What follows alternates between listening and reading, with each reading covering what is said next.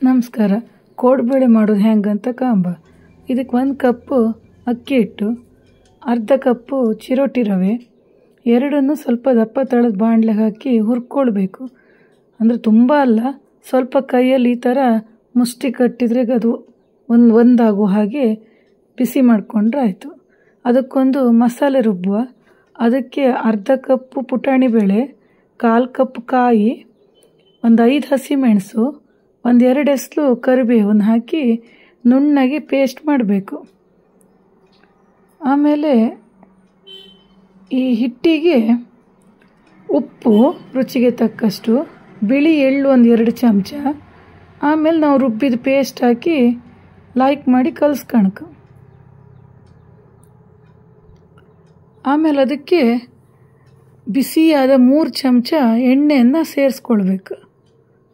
ಎಣ್ಣೆ ಎಲ್ಲ ಬದಿ ಹಿಡು ಹಾಗೆ ಲಾಯ್ಕ್ ಮಾಡಿ ಕಲಿಸ್ಕೊಂಡು ಕೊನೆಗೆ ಒಂದು ಚೂರೆ ನೀರು ಸೇರಿಸ್ಕೊಂಡು ಗಟ್ಟಿಯಾಗಿ ಕಲಿಸ್ಕೊಂಡ್ರೆ ಆಯಿತು. ಈ ಕಲಸಿದ ಹಿಟ್ಟಲ್ಲಿ ಒಂದು ಸಣ್ಣ ಉಂಡೆ ತಗೊಂಡೆ ಅದನ್ನು ಈ ಚಪಾತಿ ಮಾಡೋ ಮಣೆ ಮೇಲೆ ನಿಧಾನಕ್ಕೆ ಪ್ರೆಸ್ ಮಾಡ್ತಾ ಸಿಲಿಂಡ್ರ್ ಶೇಪ್ ಕೊಡ್ಕ. ಆಮೇಲೆ ಅದನ್ನೇ ಸಣ್ಣ ಪೋರ್ಷನ್ ಇಟ್ಕೊಂಡು ಪೂರ ತೆಳುವಾಗಿ ಬರುವ ಹಾಗೆ ಮಾಡಬೇಕು. ಒತ್ತಿ ಮಾಡೋಕ್ಕಾಗ ನಿಧಾನಕ್ಕೆ ಮಾಡಬೇಕು. ಅದನ್ನು ಈ ರೀತಿ ಮಾಡಿಕೊಂಡು ಕೈ ಬೆರಳನ್ನು ಓಡಿಸಿದ್ರೆ ಆಯಿತು ಹಿಂದೆ ಮುಂದೆ, ಅದು ಕರೆಕ್ಟಾಗಿ ಶೇಪ್ ಬರ್ತದೆ. ಕೊನೆಗೆ ಅದ್ರದ್ದು 2 ಅಂಚನ್ನು ಸೇರಿಸಿದರೆ ಕೋಡ್ಬೇಳೆ ರೆಡಿ ಆಯ್ತು. ಅಷ್ಟು ಕೋಡ್ಬೇಳೆ ಒಂದೇ ಸರಿ ಇಟ್ಕೊಂಡು ಕರು ಶುರು ಮಾಡ್ಲಕ್ಕ. ಆದ್ರೆ ಒಂದು ತೆಳು ಒದ್ದೆ ಬಟ್ಟೆಯನ್ನು ಅದಕ್ಕೆ ಮುಚ್ಚಿ ಇಟ್ಕೊಳಕ್ಕಿಲ್ಲ ಅಂದ್ರೆ ಅದು ಹಾರ್ಡ್ ಆಗಿಬಿಡತ್ತೆ.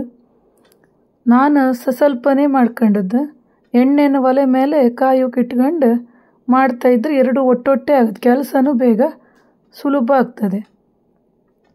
ಈ ರೀತಿ ಒಂದು ಸಣ್ಣ ಉಂಡೆ ತಗೊಂಡು ಚಪಾತಿ ಮಣೆ ಮೇಲೆ ಇಟ್ಕೊಂಡು ಒಂಚೂರು ಕಲಿಸ್ಕೊಂಡು ಮಾಡಿದ್ರು ಲಾಯ್ಕ್ ಆಗ್ತದೆ.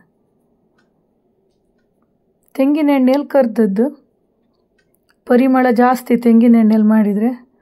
ಅದಕ್ಕೆ ನಾವು ಕುಂದಾಪುರ ಕಡೆಯಲ್ಲೆಲ್ಲ ತೆಂಗಿನ ಎಣ್ಣೆನೇ ಜಾಸ್ತಿ ಉಪಯೋಗಿಸೋದು.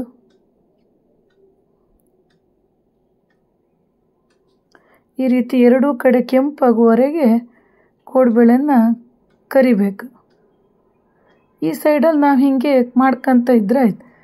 ಅದು ಇಡೀ ಹೊತ್ತು ಏನು ಮಗ್ಚಿ ತೈಕಣ್ಕಂತಿಲ್ಲ, ಮೀಡಿಯಮ್ ಉರಿಯಲ್ಲೇ ಕರಿಯೋದು. 2 ಕೆಲಸ ಒಟ್ಟೊಟ್ಟೆ ಹತ್ತಾಗ ಎಲ್ಲ ಕೋಡ್ಬೇಳೆನೂ ಇದೇ ಥರ ಮಾಡಿ ಕರೆದಿಟ್ಕೊಂಡು ಡಬ್ಬಿಗೆ ತುಂಬಿ ಇಟ್ಟರೆ 15 ದಿನ ಆದರೂ ಕ್ರಿಸ್ಪ್ನೆಸ್ಸು ಹೋಗೋದಿಲ್ಲ. ಎಷ್ಟು ಕ್ರಿಸ್ಪ್ ಬಂದಿತ್ತು ಅಂತೇಳಿ ಸೌಂಡ್ ಕೇಳಿಸ್ಕೊಂಡು. Thank you.